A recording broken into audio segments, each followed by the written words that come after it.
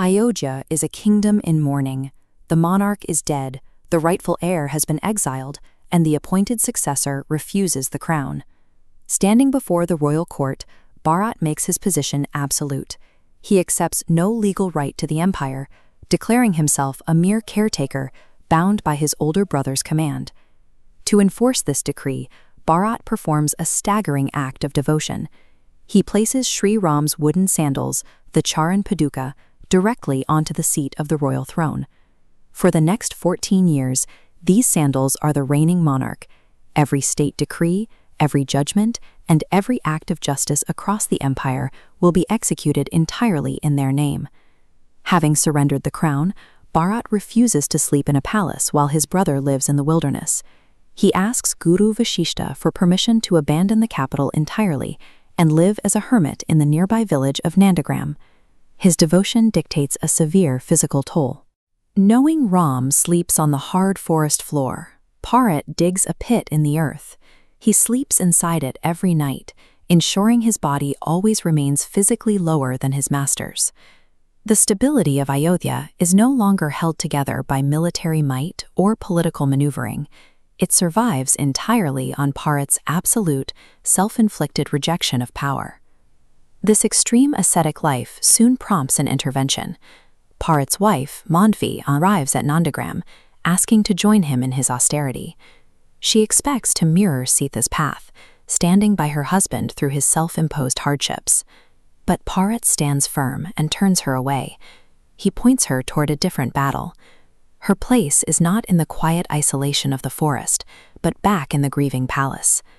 Queen Kaushalya has lost her eldest son to exile. Mandavi's duty is to serve her mother-in-law and shoulder that emotional wreckage. Mandavi accepts the command.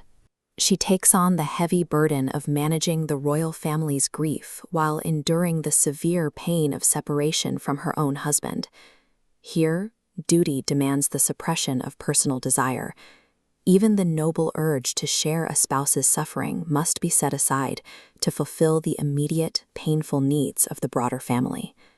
The ashram soon sees another visitor, Queen Kaushalya. The woman who engineered this entire exile arrives utterly broken by the success of her own schemes. She describes a relentless, inescapable psychological torment. The royal luxuries she fought to secure have turned against her. The silken beds sting her conscience like scorpions, and the palace feels like a dead wasteland. Desperate for relief, she begs Bharat to let her abandon her royal status and live as a lowly servant to escape her guilt. Bharat denies her request. He tells her that the life of a hermit is a sacred privilege. It is not a place for the guilty to hide from their actions. He enforces a strict interpretation of karma. Kaushalya must return to the palace she tore apart. She must live surrounded by the wealth she demanded, facing the constant, agonizing consequences of her victory. A superficial apology or a change of scenery does not erase past actions. The negative karma she generated cannot be bypassed by moving to a quiet hut. It has to be fully lived and suffered through. The law of karma acts as the ultimate equalizer. It strips away royal immunity, ensuring that even a queen must burn in the fire of her own selfish choices. This confrontation marks the end of the Ayodhya chapter. It serves as a study in human extremes, showcasing the peak of selfless sacrifice in Bharat against the deep, destructive ambition of Kaushalya. With Ayodhya's fate settled, the story moves hundreds of miles away, returning to Ram, Sita, and Lakshman in their peaceful settlement at Chitrakoot. But that peace is fragile.